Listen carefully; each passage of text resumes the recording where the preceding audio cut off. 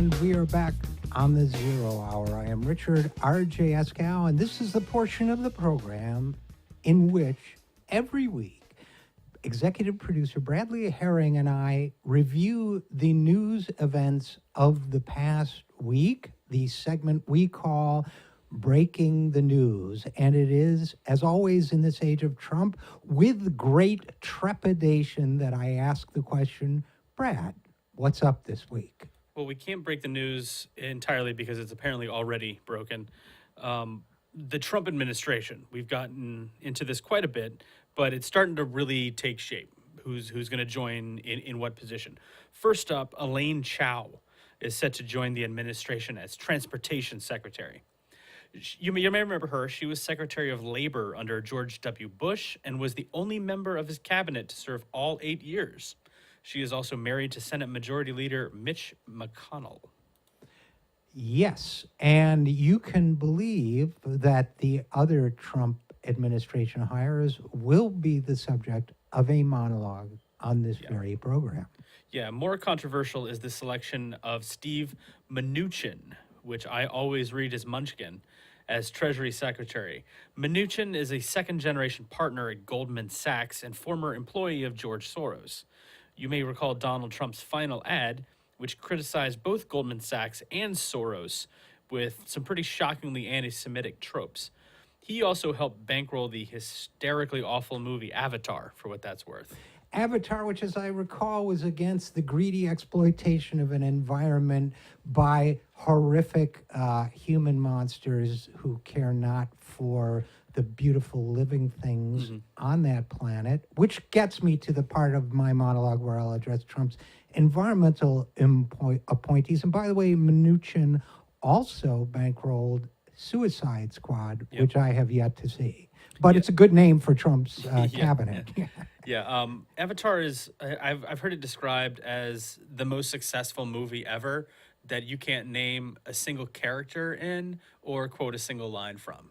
The most forgettable billion-dollar grossing movie of all time. But it was in 3D. It sure was, and I somehow have it on Blu-ray. Don't know why.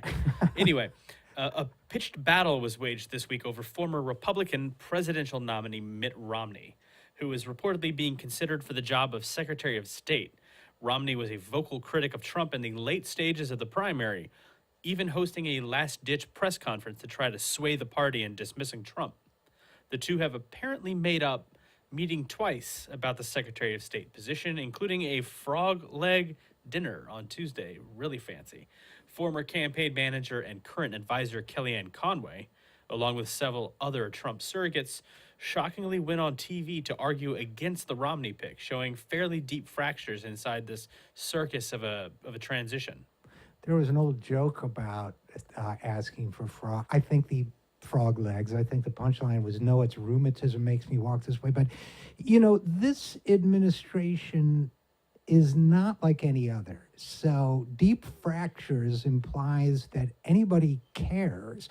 I don't think anybody from Trump on down in his inner circles really cares who the Secretary of State is. No. I think, a lot of his supporters hate Romney. He represents the party they don't like.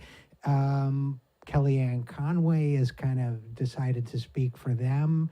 Everybody said, oh, she's in trouble now. No, I don't think Trump cares. No. I may be wrong, but I just don't think he thinks about these things like, a government. No, and it's how he gets his information. They talk to him through TV because they know that he's always watching TV. He's always watching Fox News or something. I was really intrigued by Rudy Giuliani, who kind of fell off the map in talking about Secretary of State. And apparently he has done some work for someone who's running for president of Mexico on an anti-Donald Trump platform, which means he might be kind of on the outs. Well, the, that gold line Trump Tower. That couldn't happen to a nicer guy. No. All right. Most controversial of all, I think, is the selection of Tom Price as Secretary of Health and Human Services.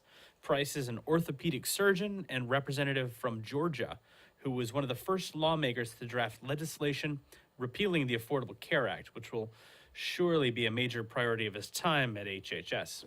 That, along with wanting to destroy Medicare and making sure there are no price controls. A Price is an orthopedic surgeon, so he doesn't want any cost controls on provider reimbursements because orthopedic surgeons make a ton, especially if they're unethical, as not all of them are.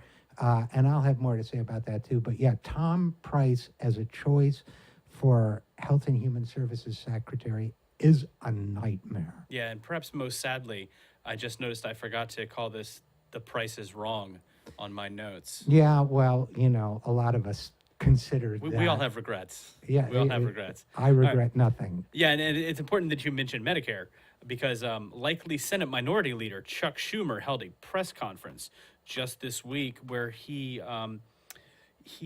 criticized the selection of Tom Price and claiming quite accurately that the Republicans are waging a war on seniors. Let's go ahead and play some of good old Chuck Schumer. I was just so disappointed to see the president-elect nominate Congressman Price to serve as Secretary of Health and Human Services this morning. When it comes to issues like Medicare, the Affordable Care Act, and Planned Parenthood, Congressman Price and the average American couldn't be further apart. Between this nomination of an avowed Medicare opponent and Republicans here in Washington threatening to privatize Medicare, it's clear that Washington Republicans are plotting a war on seniors next year. Every senior, every American, should hear this loudly and clearly. Democrats will not let them win that fight. After the 2004 elections, Republicans tried to take the rug out from under our seniors to privatize Social Security.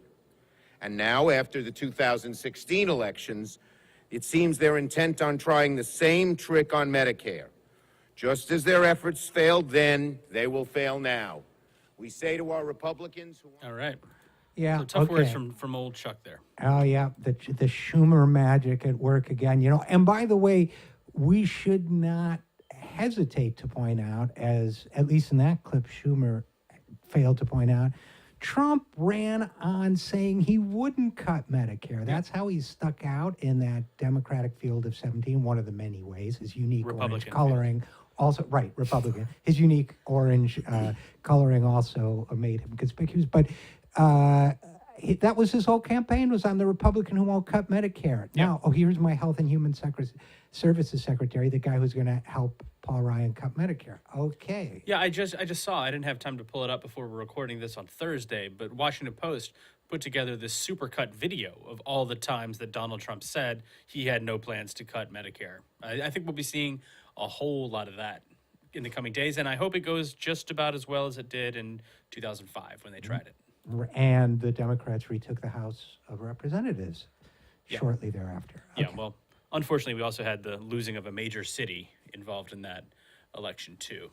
War, 2006 was not fun times. Anyway, Breitbart.com, the increasingly mainstream home for anti-Semites, racists, and misogynists, is facing some well-deserved backlash.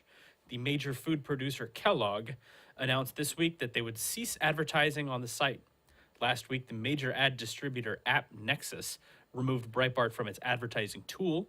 Other companies that have ceased advertising with the site are Allstate, Warby Parker, Nest, and Earthlink, which sources tell me still exists. Well, occasionally I get an email from someone with an Earthlink address, which is... Are they sent from the past? Yeah, exactly. It's like Frequency, that TV show where you're talking with your dad from 1996. I have to say, Kellogg, they're talking about boycotting Kellogg. Yeah. Which just makes me want to encourage listeners to purchase cornflakes and other fine Kellogg's products. But I saw some super genius on Twitter pouring corn pops into the trash can as if they had bought corn pops and to then throw them away and take a picture of it. I which think is just every adorable. Conservative within the sound of our voices should do exactly that. Go out and buy a lot of corn pops and flush them. Just like over these Starbucks cups. They're buying Starbucks to do some kind of a protest to get Starbucks to say Trump, because they'll say their name is Trump. Oh, I saw That'll that. The guy show who 'em. did the video. Yeah. Yeah, there's this term boycotting, which Right. of course you know. There's got to be something for that where it's just so stupid. Derp cotting, maybe, or like boy tea-cotting, something like that. You mean they could actually not buy the product and not contribute to the corporation that they hate its profits, but Don't exactly. clue 'em in. Mum's the word. All right, well, let's talk really briefly about Donald Trump's flag burning statement. He tweeted on Tuesday morning, seemingly out of the blue, that he believes people who burn the American flag should be put in jail for a year or lose their citizenship, which is, constitutionally forbidden in two different ways. Progressive claimed that it was a distraction, that he's playing some sort of five-dimensional chess, when in reality, it appears that he was just watching Fox and Friends, Fox News' morning chat show. They were covering a story about flag burning mere minutes before he tweeted. That's interesting. I didn't know that. And so, the more I know about Trump, the more in many ways he seems like a one-celled animal that just stimulus response, that's it. So, yeah, that makes sense in a creepy, depressing, and perhaps civilization endangering sort of way. And I mean, also depressing this week, there was this scandal, and there's also what we talked about, Goldman Sachs, Steve Mnuchin's ties to Goldman Sachs, which, as progressives, it's kind of hard to criticize Mnuchin or Trump for his 1 year in prison for burning the flag when our standard bearer as supposed Democrats gave all these speeches to Goldman Sachs, took all this money from Goldman Sachs, and also, as senator, proposed legislation to jail flag burners for 1 year. Right. I mean, that's the thing. We can mythologize the Democratic candidate and the centrist Democrats, or we can come up with something better. So far, Yep. there's been a lot of mythologizing going on, and I think it's time for that to stop. It's pretty goofy. Yeah. All right. Also goofy. President-elect. I'm sorry. I'm gonna start doing this. Corrupt President-elect Trump is touting a deal he struck with United Technologies, also illegitimate Trump. Let's go with that. The parent company of Carrier Corporation, for supposedly saving hundreds of jobs from being moved to Mexico. Months ago, Carrier announced that it would offshore 2,000 jobs to Mexico, and Trump criticized the move. He apparently struck a deal whereby Carrier would keep almost half of those jobs in the U.S., a little over 800, in exchange for massive tax breaks. It's a symbolic gesture in that it will do nothing to actually stem the rush of jobs leaving the Rust Belt. Workers were completely shut out of the negotiations, and it allows any CEO to twist the arm of the Trump administration by setting a really bad precedent. But other than that, bang up job. Well, it's like Chris Christie giving $1 billion tax break to a guy, I guess it was Goldman Sachs. I'll have to go back and look, in return It's always for Goldman Sachs. jobs they never delivered or laid off within a year. See, there's also nothing in here that says they're permanent jobs. And you're going to find once this is done that people get jobs for very low pay for a year or two, and that it's going to turn out to have cost the American people at least $1 billion for each worker hired, when if you tax these companies at a different rate, you could put people to work rebuilding our dams and bridges. Yeah, Paul Krugman put it really well in a tweet. I don't remember the exact numbers, but he said that Trump would have to do this every week for the next 30 years to equal the number of jobs that were saved by the auto bailout under President Obama. Good It might have even point. been every day. Good point. There's good really not that point. many saved. I've still got a little grudge against Krugman, but excellent point. Anyway, this year marked the 4th anniversary of the Fight for 15 movement. 4 years ago, fast food workers waged a day-long strike to protest low wages.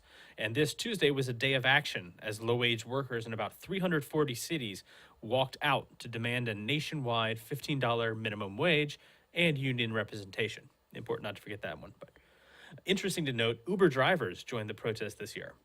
According to a new report from the National Employment Law Project, state and local minimum wage increases since the Fight for 15 began have increased pay for 19 million workers by $61.5 billion. Or they have increased by that amount. They're not all necessarily tied to the $15 wage, though. And we will be talking about that more later in the program with the National Employment Law Project. So stick around. What else you Synergy. got? Before we All right. synergy, baby. One last bit before we leave. I don't honestly remember if we covered this story because it's just so hard to keep track of stories of police officers murdering black men. I'm sorry, killing black men. Can't say murder. Keith Lamont Scott was shot and killed by police in Charlotte, North Carolina back in September, and reports claimed that he was unarmed. Police were at an apartment building looking for someone else when they reportedly saw him coming out of his car with a gun. Dashboard video did not show a weapon, and people on the scene said they did not see a weapon. Police officer Brentley Vinson shot and killed him. Yesterday, Mecklenburg County District Attorney Andrew Murray announced that after a 2-month investigation, it was determined that Officer Vinson shooting Scott was justified. Which is why today, in the aftermath of the Trump wave, such as it is more important than ever to remember that Black Lives Matter. Okay, Brad, that's it for the news today, but thanks, I guess, for the update, and we will be right back after this. I'm Richard RJ Eskow, and this is The Zero Hour.